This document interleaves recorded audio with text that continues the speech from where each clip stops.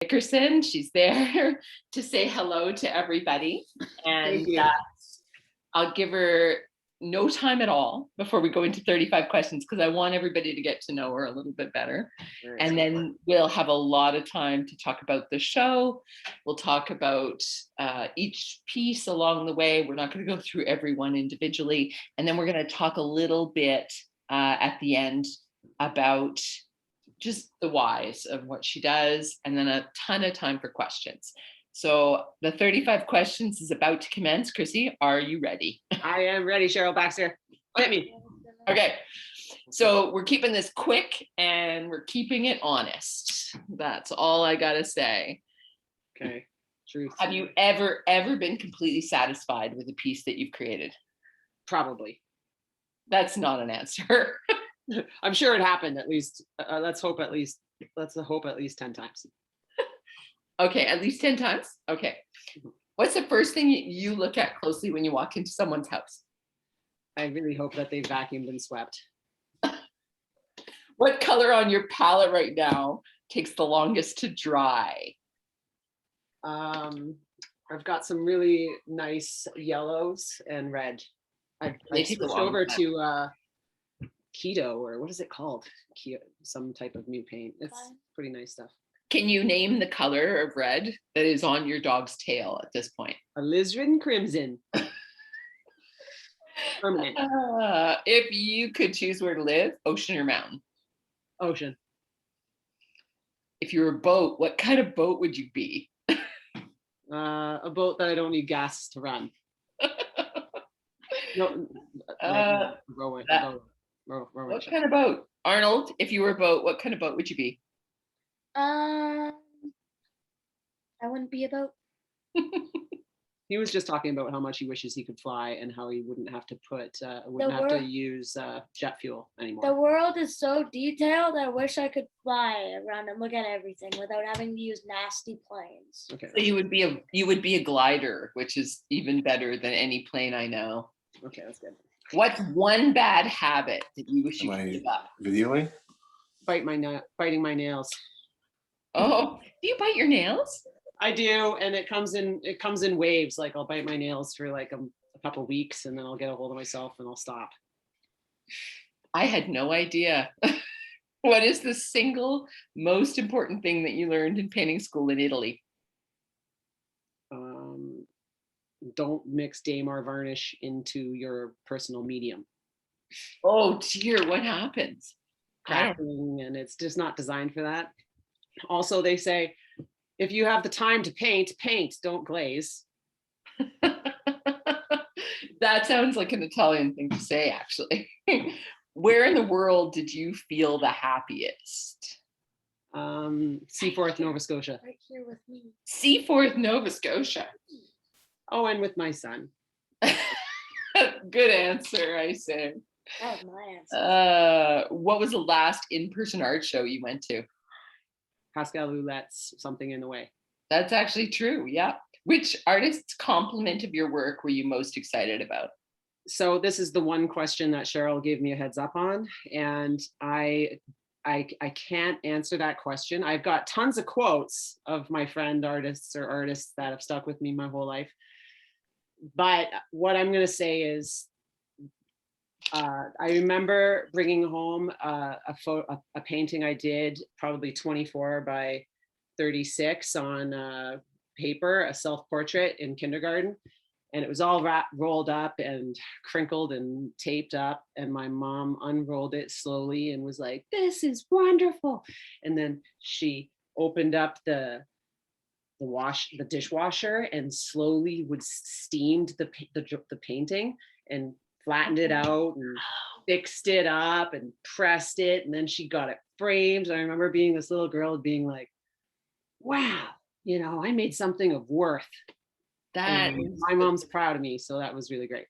Best story ever. And I'm glad I gave you some time on that question so you could give the whole answer. It hangs in my mom's bathroom. Does it really? Yeah. That's so good. I love it. Thanks. What is one object in your life that you carried with you through moves across the country and you'll never leave behind?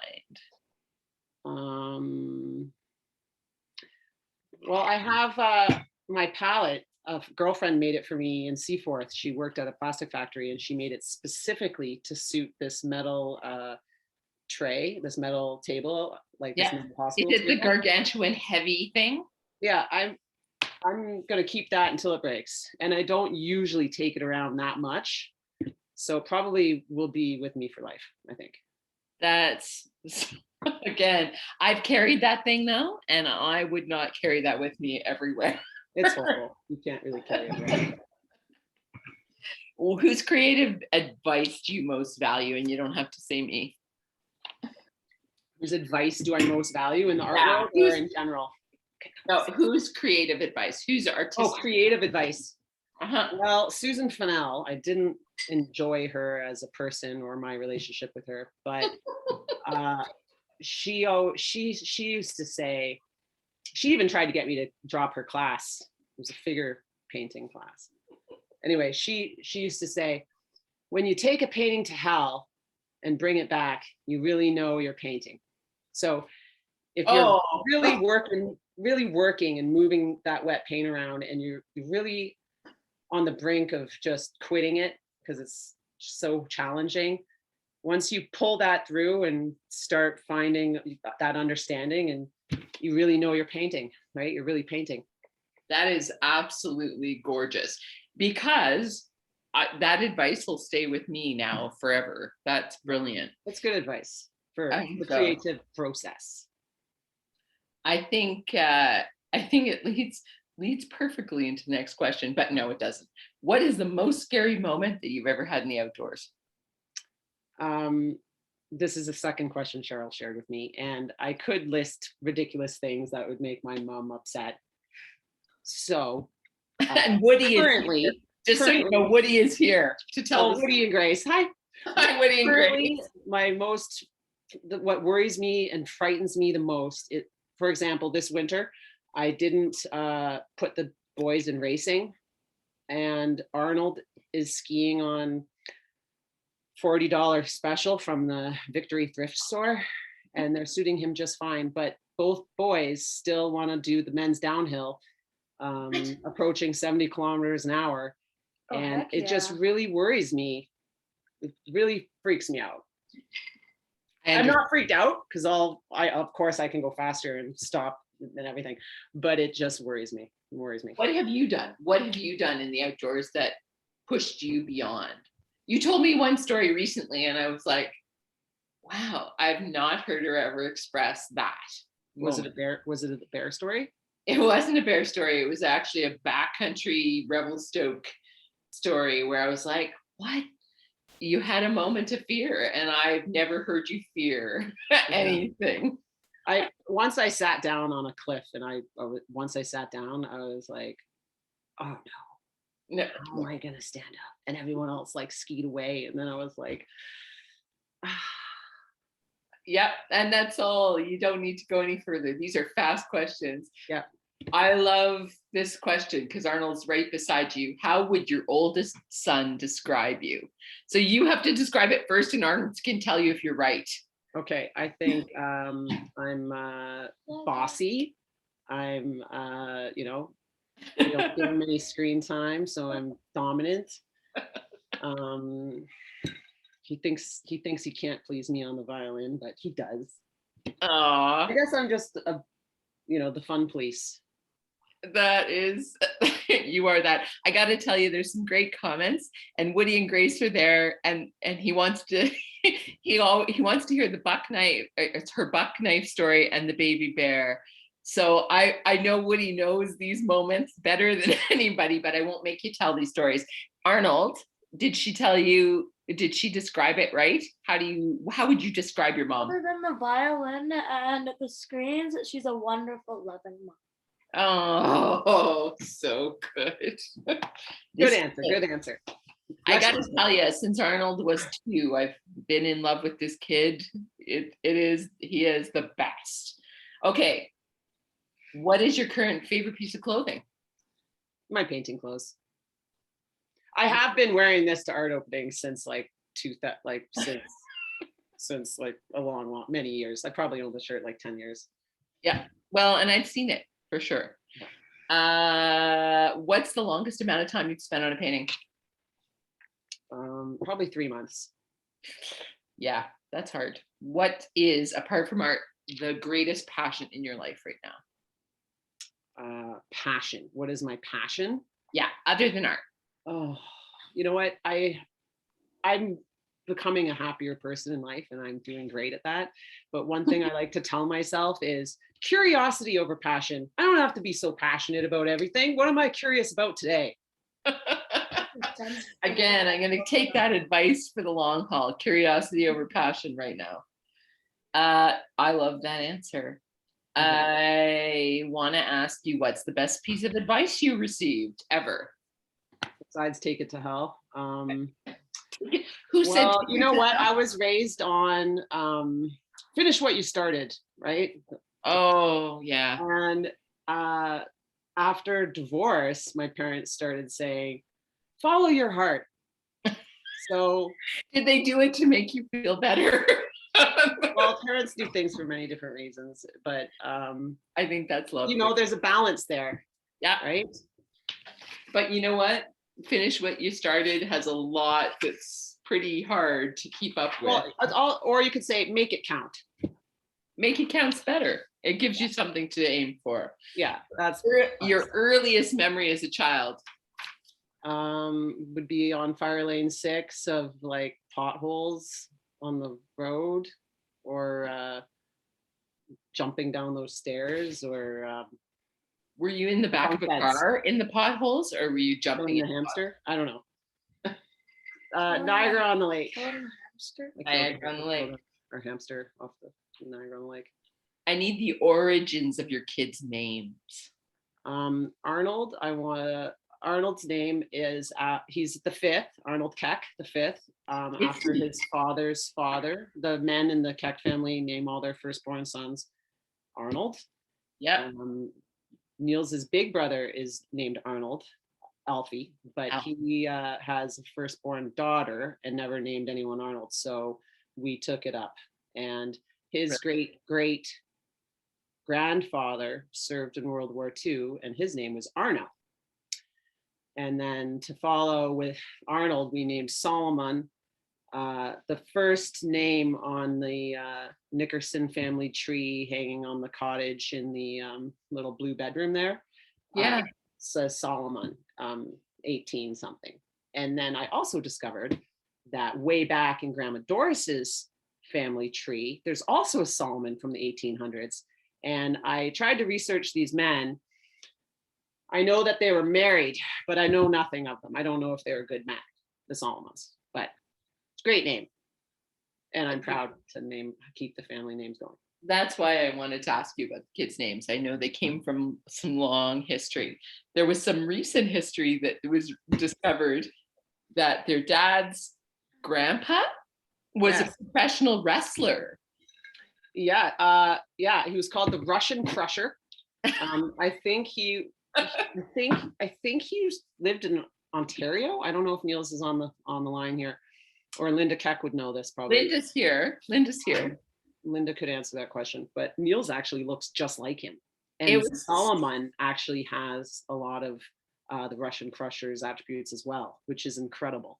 I know, and that's why I think this is brilliant. I love that they both have this going on, because until like this year, nobody knew that. Yeah, because Kitty was adopted. And, I know. It's so good. It's such a good and this story. Man literally looks like Niels. Niels looks like him. Same head shape, forehead, mouth. I saw it. Chrissy should have her chat open. Yeah. Somebody's just making sure that you know that. Russian Crusher from Quebec. Yeah. Okay. I didn't know he was from Quebec either. Okay. Tell me about, have you ever gotten completely lost in the woods? Definitely, yes. Where? Probably one of the first times I got lost in the woods was with Jessica Olick. We were, I can't remember if we were 15. And I was supposed to get on the plane to come home after summer climbing out here with M&W guides, and I refused to come home. So I went and stayed at her house, and we both, it was our first time doing a backcountry hike without brothers or parents or anything. Mm-hmm. And back then you had to buy maps, like you couldn't just download stuff. and we couldn't get this one section of the map. We did Dolomite Pass. And so we just had to circumnavigate this one mountain to get up into the pass. And there was this huge swamp. And luckily this park ranger came along and was like, get on the other side of the swamp. So we did. And then the next day we just had a really tough time understanding if we were on the map, and then getting out of the pass.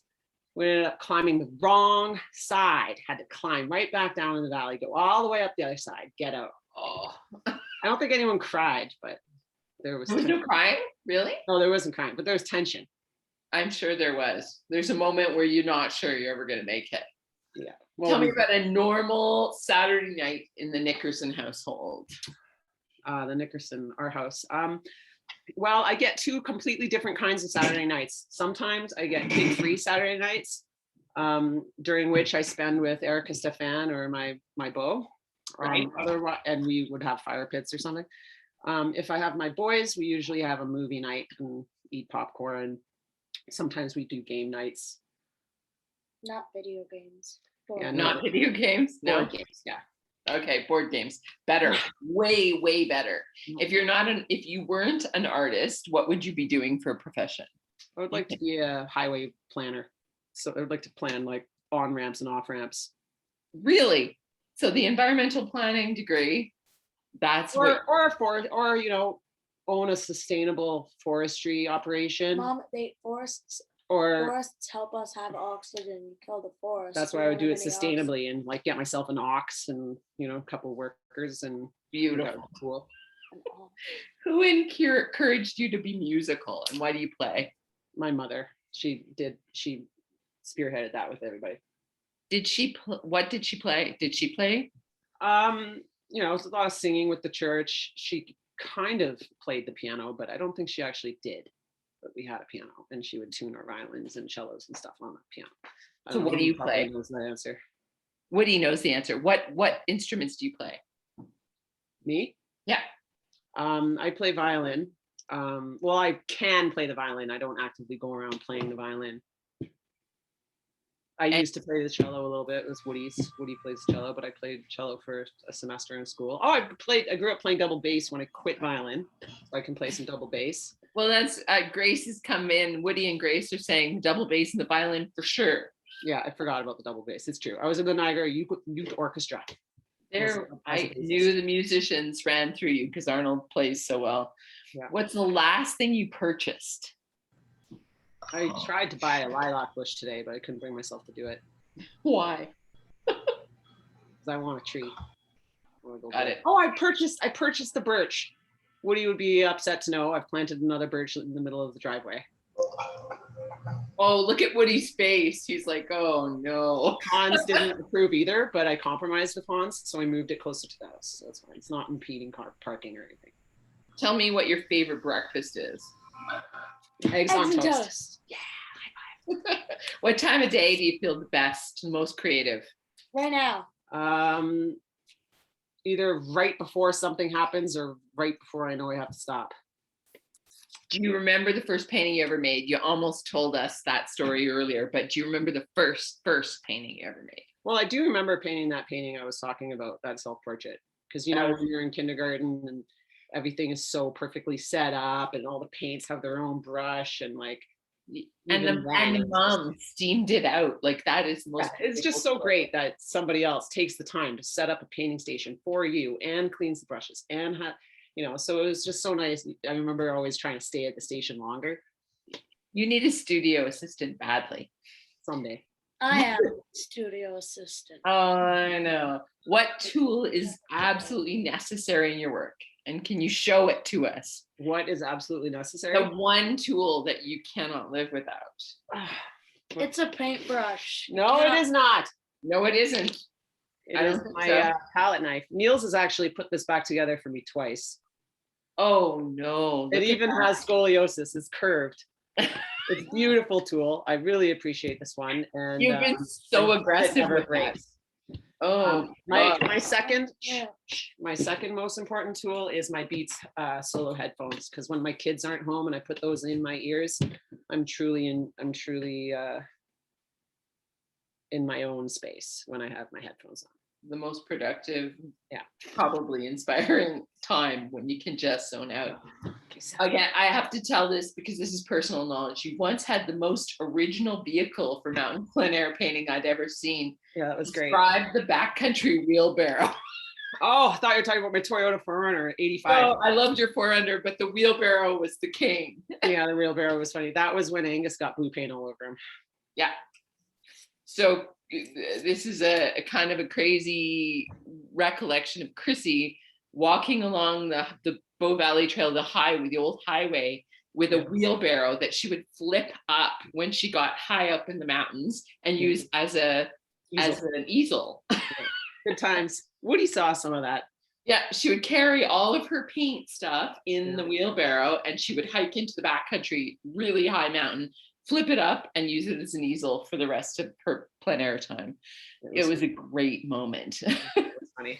Okay, when you're homeschooling your kids, what subject do you absolutely cannot help them with?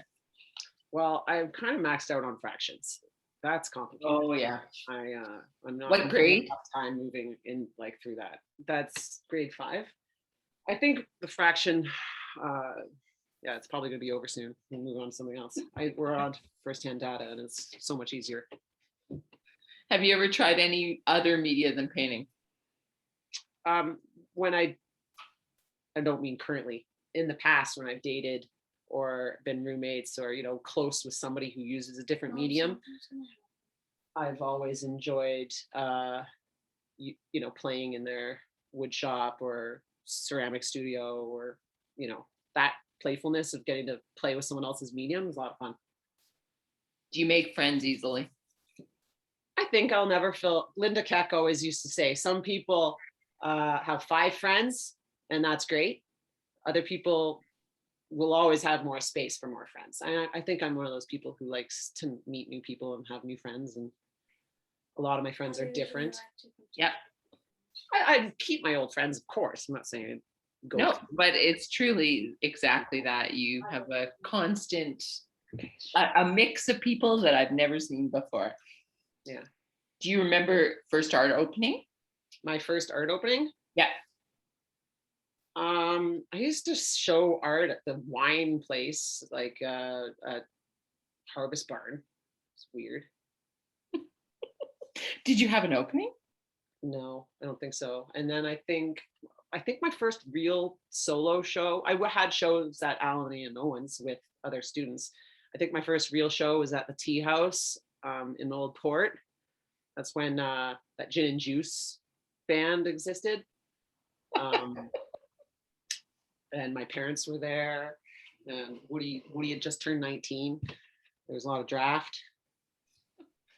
It's a good reference, Woody. I can see you there going, oh God, I don't remember that. Have you ever kept one of your own paintings? I've actually in a decade where I don't want to live with my own paintings. I live at home and I work at home. I'm around my work all the time. I would like to have. I also live in my old family's home, right? Yeah. And I don't invest a lot in decor or upgrading. The only thing, my approach to change is to get rid of stuff. Minimalism. White walls, baseboards. Did you hang on to one and for any period of time? Yeah, I have some paintings from Nova Scotia, small wood panels upstairs in my bedroom. I have little studies in my bedroom. All right, we're at the 35th question. I can't believe this was as smooth as silk. Last question, what makes you cry? It depends on the day. I most days I can shed a tear. I'm having a great week. This is a great week. Is it frustration? Is it actual sadness? What is it that makes you cry? You know what, I could what makes me cry? Everything. Yeah, a lot of stuff. I don't like not having control over my own stuff. Who cries more, me or you? Probably you. A couple of weeks ago, the boys had to do. They had first contact stuff where they got sent home, and I didn't have a heads up on that, obviously.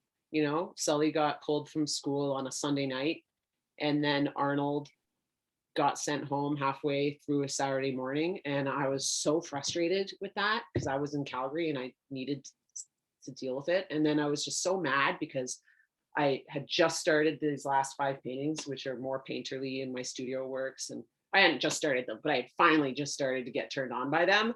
And then next thing you know, I had to homeschool for 5 days. And out of spite to myself or whatever it was, I didn't paint for like 7 days. And I cried a lot. I was so frustrated. Whereas this last homeschooling, I knew it was coming. Everybody had to do it. And I was like, okay, it's fine. This is actually, that's a great answer. That told the tale of who you are.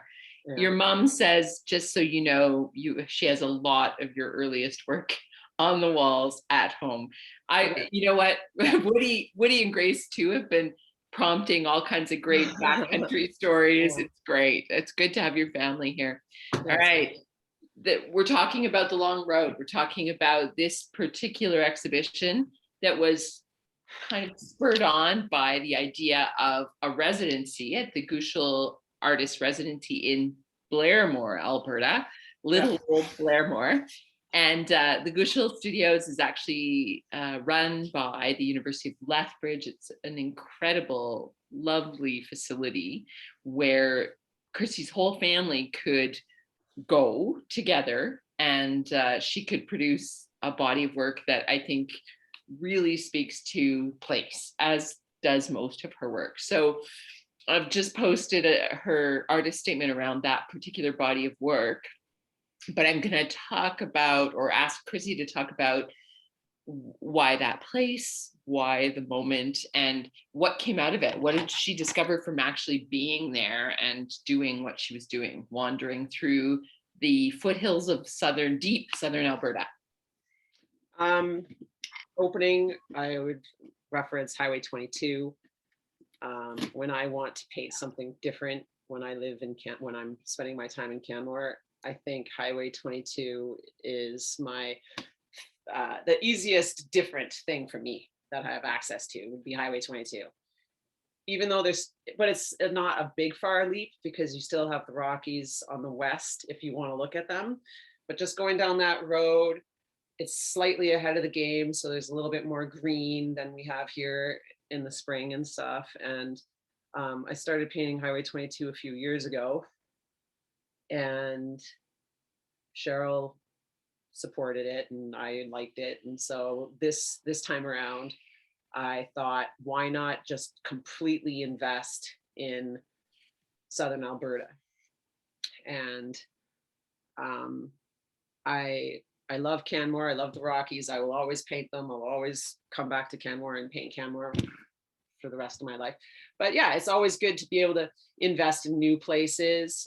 When I go to Maine in the summers, I usually get to completely start again with little studies and paint boats and things that I completely don't paint in Canmore.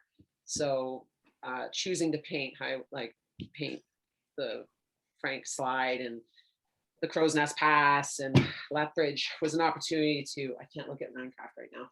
I just can't. Well, I'm gonna actually go through some photos too for you so you can actually reference all the places. It started on the Morley Road. I wanted to bring that photo up first because truly first painting out the door was the leaving Canmore, leaving the mountains, headed in that direction. And so truly this was a visual journal. You captured the second that you were leaving and that you were headed to Lethbridge. And so architecture became what it was about in the deep south of Alberta. I was shocked by the architectural images. First one out was this post office image, surprising in every way. I know, I spread myself too. It was tough. And the sketches were so much stronger than the paintings. Can you tell me about the sketches? Because that to me was the greatest shock, seeing those sketches in your studio. Well, Wanda might be able to contest to some of this. I don't know if it's just me or the NASCAD pounded into me, but those sketches, even though they were paintings, truly were drawings in my book, right? They were drawings. They were really fresh drawings with Terp, and you know, I don't know why I don't have the balls to say something like that's finished. We had a moment where I felt like, because they were, when people, I don't know if everybody understands what that means. It is literally using turpentine and creating just a tone on tone sketch, but with paint, with a paintbrush. And they were raw and they were spectacular, but And they were still painterly. They were very painterly, but they were thin, and they were almost mono. They were, you know, two colors, yeah, like two complementaries plus white and black, basically. Yeah, and they were actually a sketch of the whole journey, like from start to finish, every single thing you did and that whole journey. Yeah, so it was a lot of fun, and it was great, and it was really. It really invested me in the body of work because it was challenging and it was new and I was excited about it. So you definitely want to be excited about a new body of work. For sure. What was the challenge then of building them out into paintings? Like, well, the big government post office in the bottom right hand corner is most true to its sketch in the simplicity of the way it is painted. And that's what I really wanted, was ease. Even maybe not that it didn't have to go to hell to show that ease. You know, I think that's really what you're trying to do in painting, is to have these simple balance of brushstrokes to represent something real, but I still want it to look like a painting. I'm not trying to paint realistically. I want to have that balance. Do you know what I mean? Yeah, absolutely. And I feel like you started out, there were moments of tightness where you were working from the sketch, and there was moments of fear around how far is this going to go. You know, like the one above it is completely different, right? The one above it is there are moments of looseness and playfulness there, but it got way too, for me, it just turned into more of an illustration, even, which is funny, right? That the end painting would be more of an illustration. Well, and I think that was funny. You were like, oh, I think there should be like little kids in school uniforms marching up the stairs. I don't know how much more illustrative I could become. Exactly, so I think, right? Yeah, it was a struggle the whole way. Yeah. Anyway. Yeah. And I think people, I want to kind of inform people about the process. So there's a short film. I'm going to go to that real quick. It's just in the midst of your residency, what you were talking about and what you were concerned about. So I'm going to go to that next. Okay. And then we'll keep talking about images. Just give it a second and we'll start the film. Hey, Chrissy Nickerson here at the Gushul Studio in Blairmore. Thought I'd give a little talk about change and how change is constant, whether it be in your life or within your art practice. I'm working on a series called The Long Road, a visual journal of Southern Alberta from Mortar Brick, opening May 24. And so I'm documenting and taking little snapshots of history and trying to paint architecture, which is different for me. So therefore spawning this conversation in regards to change and the challenges in that. So I've been painting. These are some of the works that I actually like. I've actually finally got a little bit more painterly. There are moments of it. I've been getting glimpses of it, of these small paintings, trying to find the actual paint again. I feel that I'm trying to remind myself, I want these to be paintings, not images. I want to embrace paint and feel the viscosity and the mark making. I love trying to document these historic buildings. This is over in Lethbridge. All these old hotels that used to be so glamorous in their day, which are now mostly just old pubs. The Frontier Plunder. Mary Beth did a talk at the Canmore Museum on Thursday, and she brought up my work. She said that artists document things for us, whether it be snapshots of history or social commentary. And I felt that was such an awesome thing for her to say.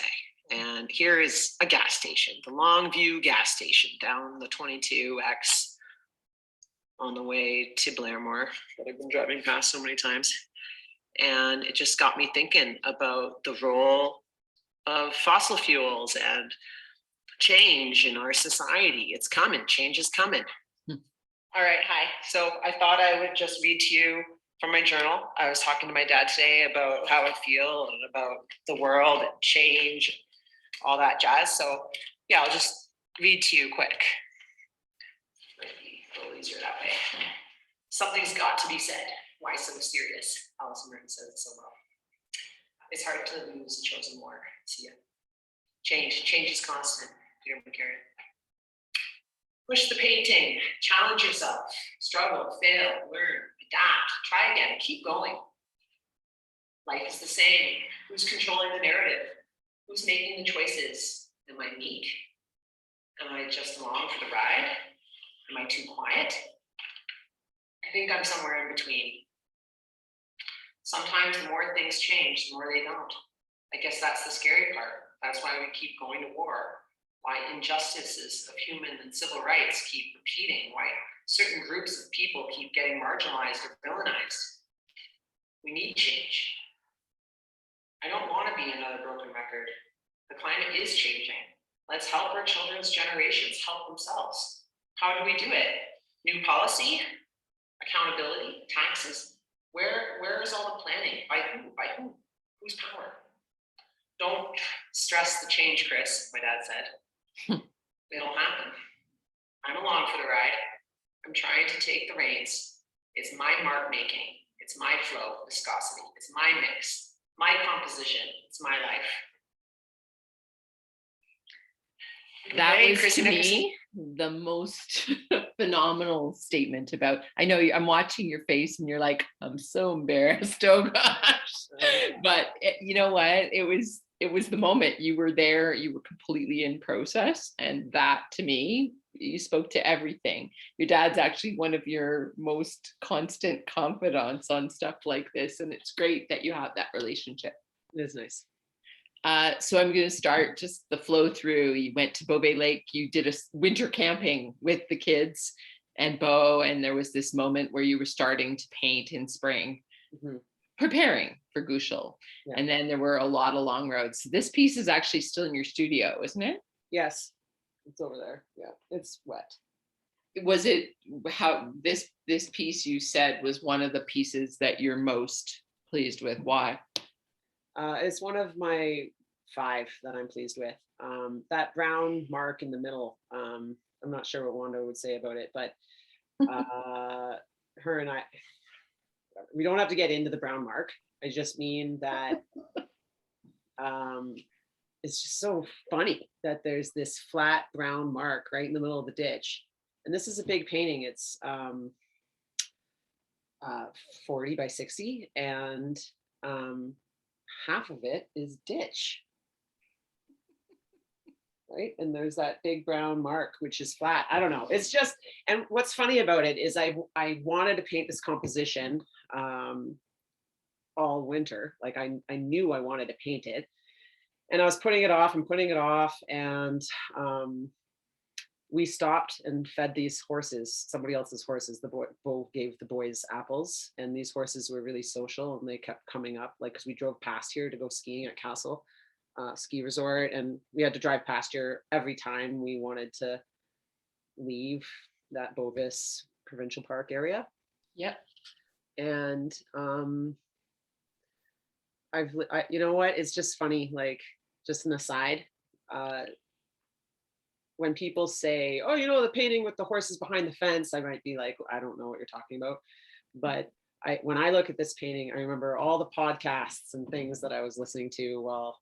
Which is the whole thing, right? It's the experience of the moment, and you captured all of that. I just wanted to put up some pivotal paintings. I was trying to pick through, and I can't even curate through what's important about all of it, but it's like you were just constantly moving through that. And I felt like one of the most successful times in that travel was that Frank Slide, Leach Colorius. And it's not because the architecture is so tight, it's because there was some balance there between spontaneous and a really great hold on you know, Plus having a really context. hard time fitting the architecture into the painting. Yeah, and it felt like it. It felt like those sketches really found their way in it all. Even though, you know, you were capturing the road, and that's exactly how that road feels. It's moving and winding and kind of, but it's not like the mountains, not like the Rockies. It's this kind of undulating, slow mountain road. But this is kind of typical. And then there's more roads. There's constantly more roads and more, you know, of what Southern Alberta life looks like going down into the US. This is basically the kind of the movement through until you hit the border, the southern border. Mhm. Yeah. This was what studio looked like. I really wanted people to see what the whole studio looked like. You had your kids, you had violin lessons, you were teaching school during that time because they were doing school online. Yeah. It was incredibly chaotic and brilliant at the same time. I had a plan for that time. When I'm organized with a plan, it's okay. And that studio was wonderful because it was so big that Solomon's desk could be in the studio without being in my way. So it had all of that. It had a couple of bedrooms upstairs. It was this incredibly open, but I don't know if anybody can see, the entire side of that building is all window looking out into these kind of foothills. It's spectacular. You also saw the inside of the Blairmore Hotel. Yeah, we did. And if you ever want to hear stories, like that hotel is a hilarious moment. These are Coleman and Blairmore kind of iconic buildings. The unusual part about that terrain is that none of those buildings ever get knocked down. People don't particularly restore them, but they keep them. know that a Toronto couple just bought up a ton of Peggy's Cove, and they're going to restore a bunch of those buildings, and they're opening a theater, like artist center. You should capture before. Yeah, I guess so. We'd have to go. I've got this moment of Fort Macleod. Fort Macleod is this weird, in the middle of the prairie, truly a prairie town, that has everything that was and everything that is today. So gorgeous. Johnny's Diner and this strange Sunset Motel, and then the NW Beyond. It's all perfectly captured. Great place. Highly recommend a visit. The crazy part is that American hotel out on the prairie, the old American hotel, and you literally see nothing beyond except this crazy. Nothing even around it. It's just all old tarmac, nothing around it. So I felt like you really dug in, you traveled those places and spaces, and it wasn't just about the architecture, it was about capturing part of the place. This one, because you know, this is my favorite painting in the whole show. I was just like, what? What is happening here? But I love the sketch was so strong for that one. And my boyfriend Bo takes, he's a photographer by education and everything. So he takes most of the photos. I take iPhone photos and sketches. He gets out and takes his photos. And usually I'll say, please take this photo. If I'm there, can you please take this photo like this? And he never does. He'll take it his way, but I can't really say anything because he's taking his picture and I can take a picture with my camera. It doesn't matter. But this coyote, I was sitting in the passenger seat and we whipped a nut and drove back and pulled right up to this animal eating the roadkill. And he didn't stop eating, and he just kept his eyes right on me. And I was using the lens and I'm taking pictures of him. A couple hours later, I realized my glasses fell out the window. Lost my glasses over that animal. So that's like $400 out the window. Yep, it is all that. And it was just, it's the rawness of the moment. The choice to put that pink block in as a top horizon line was just like so unexpectedly beautiful. It grounded the whole piece. And then I was looking at the horses, and that's like the juxtaposition. That's the pastoral perfect moment that everyone's expecting. And you actually painted horses, which is so wild for you. I know, it's pretty weird. I know. Won't happen again. It won't happen again. So I started putting these pieces in context, in images, in room images for people to see, because I think you need to understand, you know, how the images are constructed you know, in Chrissy's mind, but then they're constructed in a larger format to be understood this way.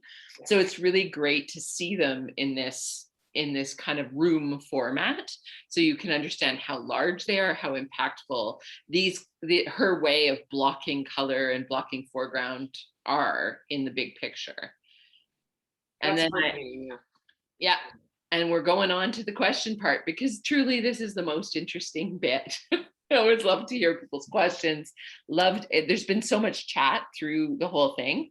So we're inviting people to turn your mic on if you want, or ask questions, or put your hand up, whatever, I don't care. Just I'll moderate it as best I can, and would love to hear questions for Chrissy. Anybody? Oh, Grace. Oh, Woody's got a question. I'm going to give Woody the mic. Oh, he's got to turn on his mic. First of all, good evening. Thank you so much. This is very fun. I'm glad to be a part of this. Chrissy, great work. Thank you. First time I'm seeing it. And the skies, the architectural drawings, beautiful, beautiful. I am really surprised to see how you are starting to fade in some of the skies and the clouds, and it's not as, in this particular work, as bold as some of your other skies. What led you to do that? I own a brayer now. It's what we used in silk screening to press down like the silk screen, and I use it to kind of take a step back, and I roll out all that bold stuff, and I'm like, hey, it's getting out of control. So I roll it with the rubber, and it just takes away all the marks of my hand, and it doesn't flatten it, but it just completely changes it. And then I usually go to bed or leave, and then I come back, and I asked the art store if they could like get me a 6-inch one, and he says they don't exist, but I said, I'm sure you can find one in order for me. It's so great, like the way that's done, like so the sharp lines of the building, and then the blending in the sky. It's just great work. Thanks. Yeah. Thanks for coming. Of course. So I have a mother's question, and that is, how are you driving without your glasses? I know. Oh, mother. Well, you bought me 2 pairs. I have the seeing eye glasses, and then the prescription sunglasses. So I have one of those. It's a good mom's question. Thanks, Rosemary. I've got a question on chat from Jen, who's asking, what's the first mark that you make on a canvas? And do you always start in the same spot? I don't start things the same way every time, but one thing I do, especially if I have stuff on the horizon line, like mountains or a lake, whatever, you got your foreground, middle ground, all that. I usually draw rectangles. Like you would draw a rectangle right there, a big rectangle, and then just big bold lines, and then where with terps, of course, and then how to draw within those parameters, and then it just kind of helps you keep things the right scale instead of blowing. A friend of mine called them help lines. It's just like sketching. When you're sketching something, you put in more lines than you're going to keep or that are necessary, right? Erasers are not necessary, so you just put in as many lines as you want, and eventually the good ones get kept. Wanda's hand is up. She's looking for a question. What's up, Wanda? Hi, Chrissy. Chrissy, this is great. I'm so excited. It's going to be interesting to see all the work together after seeing bits and pieces of it.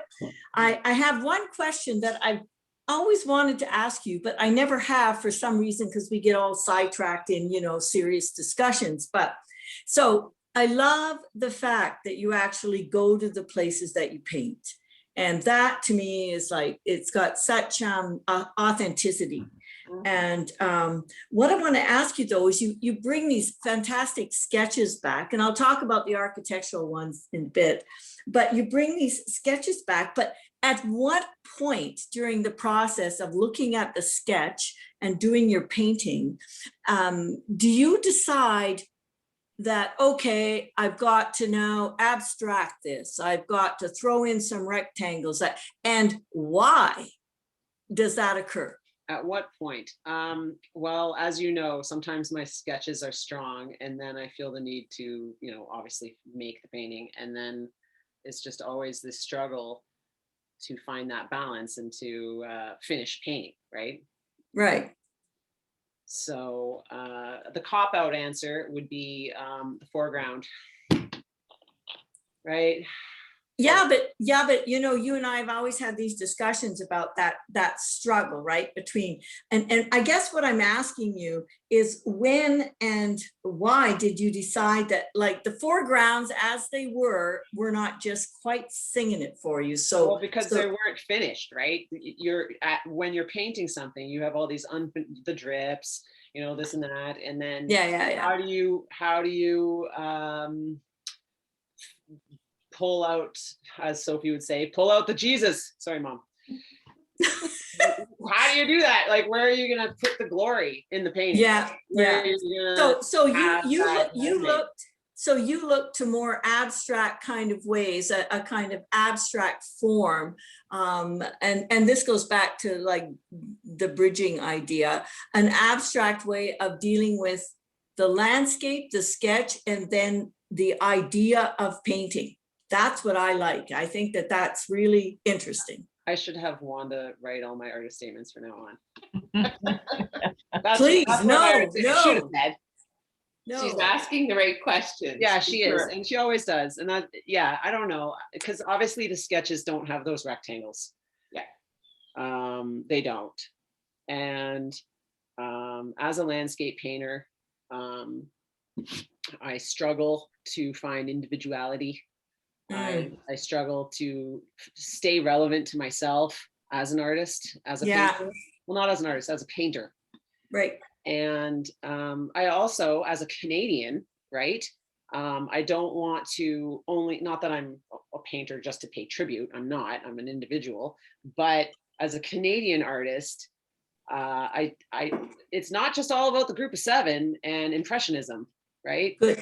So, the Jack Bush and Isaac Wallace, those guys. What I love about your answer is that it actually looks to like your background and your grounding and your however many years, what is it, 25, 30, 40 years of art experience. And the way you're, and I love the word struggle that you use all the time, because to resolve a painting when you're putting all those things together, it is a struggle. And I have to say, this show looks amazing.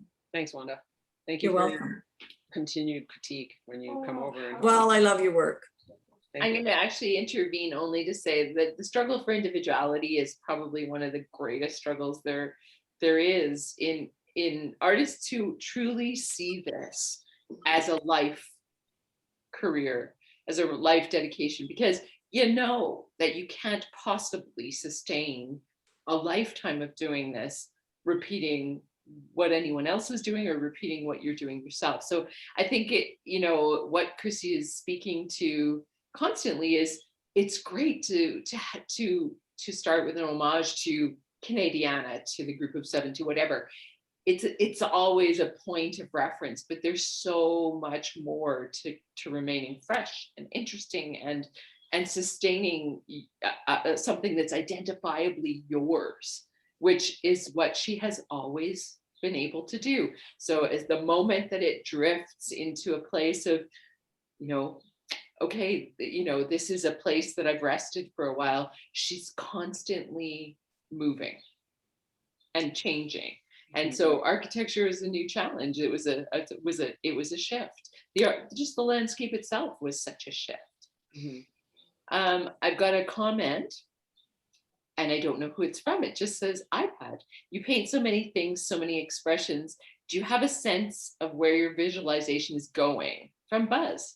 Actually, it says from Buzz at the end. Where am I going? Yeah. I don't have an end idea of, I think that would be, I don't want to know where my paintings are going to, it would be bad if I knew what my painting was going to look like in 20 years, because what if I just tried to get there and then the struggle was gone and then I'd get bored. Yeah. I've upped my game in 2020 big time, and I'm a little bit stressed out. But I think overall I'm doing it, and I wanted this to happen. I wanted to work harder. I wanted to produce more work. I'm doing it, and my goal is to sustain that in a healthy way with balance. And I want to maintain my relationship with Ontario, with the United States, Maine, obviously in my home, Canmore, and I want to be able to sustain multiple shows, multiple solo shows, and not just regurgitation, but what Cheryl was just talking about, like real work from me. And what's happened with your work, and I'm gonna again just kind of wrap it with this, unless somebody has other questions. What you have achieved in the last couple of years that's so obvious is you've always been a painter who painted place, who really understood place.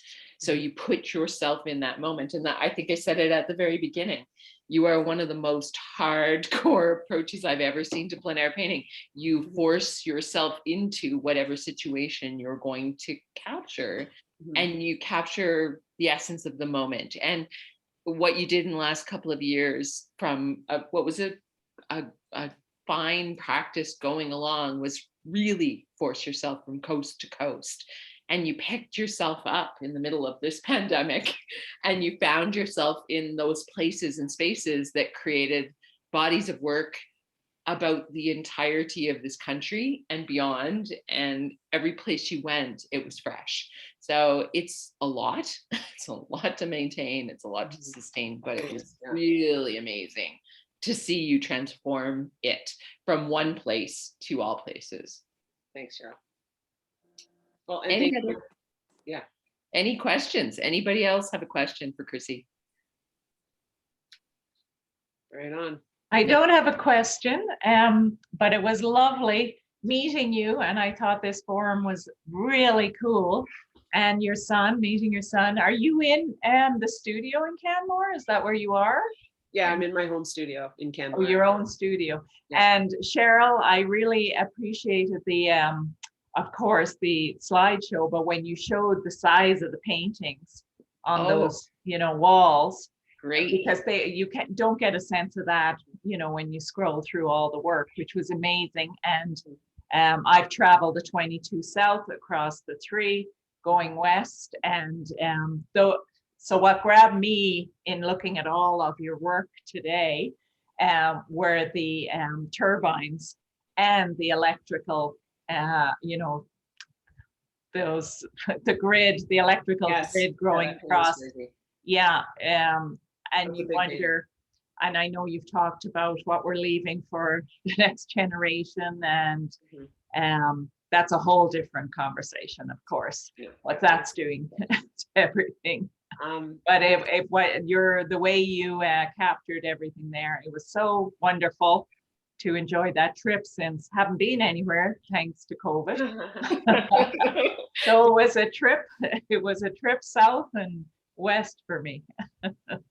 Thanks, Thank you. Trish. That's wonderful. Chrissy, this was so much fun. Thank you for hanging out with us. I'd like to mention there's probably 50 paintings. And so you can go on Cheryl's gallery websites to view all of them. And as I said, well, as everyone knows, it's largely a digital opening. So let me do the formal plug. That was what I was wrap up with.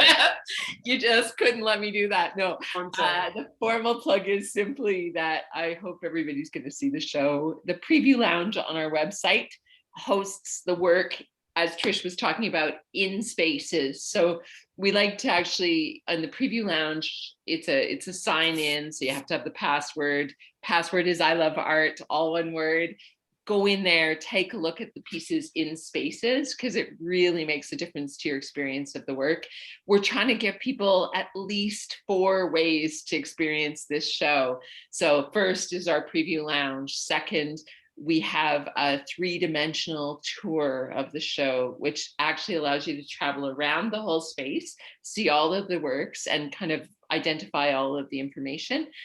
Third, we're actually doing a video experience, and that is happening. We're opening our own YouTube channel this week, and you'll be able to see a video tour of the space with some commentary, and I promise it won't be me, because I won't even go on camera for this. So somebody will do an incredible video tour, and then hopefully you watch this after. I'm hoping that more people will view this. It'll be on our YouTube channel as well for people to view after the fact.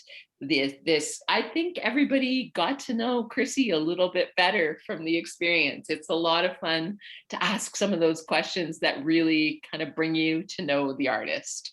And I feel lucky to know her myself. I feel lucky for all of the years we've known each other and all of the changes and developments we've kind of gone through together. So Chrissy, incredible show. Can't wait to see it next week. If anybody would like to talk to Chrissy in person in Lethbridge, I'm hoping they'll come out and see her, but just call and make an appointment. We're just doing 1-on-1 or 2-on-1 at the most in the gallery. It's another, shutdown. We're in another level of shutdown at this point. So we're trying to keep it minimal, but we really want you to be there. Right on. Thank you, everybody, for joining tonight. We went a little long. Sorry about that. Couldn't help it. All right, Arnold, say goodnight. Thank you, Arnold. guys. Thank you for all your help. Good night, Thank you, Carol. everybody. You're awesome. Good night. I really loved it. Have All right, I'll fun, see you you guys. Sunday. Thanks, everybody. We're going to have another one next weekend for Amy Dreyer. Come back again. Yes. All right. Awesome. Take care. See ya. Bye. Bye, Woody. Bye, Grace. Call me. This is the family moments. Yeah. That would be fun. Why don't you guys just call me? I'm just turning this off. Sorry, you guys. No worries. Give me a minute. I'm terrible at this. Oh, there's still a bunch of people in here. Yeah, I know. They're all leaving. It's all good. Okay. Thanks, Linda.